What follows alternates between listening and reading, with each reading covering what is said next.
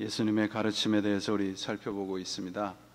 지난 시간까지 우리 네 번째 복을까지 살펴봤습니다. 하나님에 대해서 배고픔과 굶주림이 없는 삶은 죽은 영혼이라는 말씀을 드렸습니다. 우리가 무엇에 배고파하고 무엇에 목말라 하느냐에 따라서 삶의 내용이 달라지죠. 지난 주일날도 말씀을 드렸는데 우리가 왜 건강하게 오래 살고 싶은가, 오래 살려고 하는 목적이 무엇인가를 우리들에게 묻는 말씀입니다.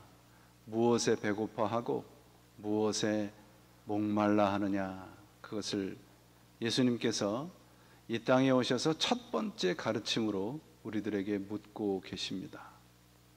우리들이 오늘 무엇을 위해 살아가고 있고 무엇을 위해서 신앙생활을 하고 있나, 그것을 묻고 있습니다. 오늘 이 다섯 번째 긍휼의 복은 이 하나님과의 관계가 아니라 우리 사람들 간의 관계에서 어떤 것이 축복된 삶이냐, 그것을 가르쳐 주고 있습니다. 정채봉이라는 그 시인이 계시는데요, 그분이 만남이라는 글이 있어요. 여러 가지 종류의 만남이 있는데 참 재미있는 표현을 했어요. 가장 잘못된 만남을 생선과 같은 만남이래요. 그 생선은 먹을 땐 좋은데 이 손에다 대면 무슨 냄새가 납니까? 비린내가 난다고 말이에요. 만날수록 비린내가 묻어오니까 가장 조심해야 되는 이 잘못된 만남이 생선과 같은 만남이고, 두 번째는 꽃송이와 같은 만남이래요. 소위 잘 나갈 때는 서로 좋아하다가 한 사람이 뭔가 잘못되면 등을 돌리는 것, 그게 이제 꽃송이와 같은 만남이랍니다. 세 번째 만남은 비천한 만남인데 이건 건전지, 배러리와 같은 만남이라고 합니다. 힘이 있을 때는 내 속에 집어넣었다가 사용될 만할 때는 다 사용하고 난 다음엔 버리니까 그런 만남은 의미가 없다는 거죠. 또 다음번에 만남은 지우개와 같은 만남이래요. 금방 만났다가 금방 지워져 버리는 만남. 그러면 가장 아름다운 만남은 어떤 만남인가? 그분은 이 손수건과 같은 만남이 가장 아름다운 만남이래요. 왜냐하면 땀이 날 때는 땀을 닦아주고 눈물이 날 때는 눈물을 닦아주는 만남이 있기 때문에 그렇다는 겁니다. 우리가 예수님과 만나서 사귈 때, 곧 예수님을 만났을 때의 그 감사와 감격은 다 똑같잖아요. 그분이 나를 구원해 주셨다라는 감사, 감격 다 똑같죠. 그런데 예수를 만난 후에 우리가 살아가고 있는 이 세상 속에서 만나는 사람들과의 만남, 그것은 다 각기 다를 것입니다. 오늘 이러한 사람들 간의 만남에서 어떤 삶이 가장 축복된 삶이냐, 그것을 우리들에게 가르쳐 주고 있는 것이 이 다섯 번째 복입니다. 내가 어떤 사람으로 어떤 모습으로 살아가고 있느냐를 묻고 있습니다. 믿음은 누가 인정해 줘야 좋은 믿음입니까? 나 믿음 좋아요 그러면 좋은 믿음이에요?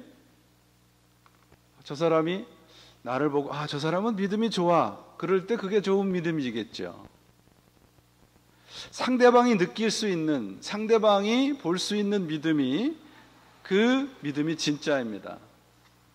그러므로 믿음은 혼자 느끼고 혼자 즐거워하고 혼자 기뻐하는 게 아니에요. 믿음은 함께 하는 겁니다. 그 요한 웨슬레 목사님이 우리의 믿음에 대해서 참 정의를 잘했어요. 이 정의가 이렇습니다. 믿음은 사랑을 하기 위한 수단이고, 사랑은 성결의 수단이고, 성결은 행복의 수단이다. 영어로 이렇게 되어 있어요. Faith is a means in order to love, just as is love in order to holiness, just as holiness is in order to happiness. 믿음을 갖는다는 것은 나 혼자 즐거운 것이 아니고요. 더불어 살아가는 것이고 사랑을 하는 사람으로 살아가는 것이고 거룩한 사람으로 살아가는 것을 말합니다. 성경은 언제나 doing보다는 being을 강조하고 있죠. 그 being이란 얘기는 내가 사람다운 사람이 되는 것이 하나님의 목적이라는 거예요. 하나님의 형상이 회복된 것, 하나님의 형상이 회복된 성격, 하나님의 형상이 회복된 성품, 인격, 이런 것들이 예수님께서 우리들에게 원하시는 겁니다. 내가 어떤 사람이 되면 그 어떤 사람이 된 후에 나오는 행동은 그 안에 있는 것이 안에서부터 나오는 결과죠. 내가 행복한 사람이면 행복이 나로부터 이렇게 흘러나오죠. 여러분, 얼굴이 제가 뭐라고 말씀드렸냐면 얼꼴이라고 말씀을 드렸어요. 여러분들의 생각과 여러분들의 삶이 그대로 비춰지는 게 얼굴입니다. 그래서 저는 여기서 척 보면 알아요. 아, 저분이 지금 아직도 몸은 여기 있는데 마음은 집에 있구나. 저분이 몸은 여기 있는데 마음은 아직 골프장에 있구나. 제가 착 보면 압니다. 행동은 내 마음속에 있는 것에 대한 자연스러운 표출입니다. 예수님이 나를 주장하고 계신다면, 곧 예수님이 내 안에 있다면 예수님에 대한 생각과 예수님에 대한 행동이 자연적으로 나오겠죠. 그게 진리란 말이에요. 참 신앙은 내 인격의 중심에서 나오는 파워이고 사람들의 마음을 사로잡는 힘이 되는 것입니다.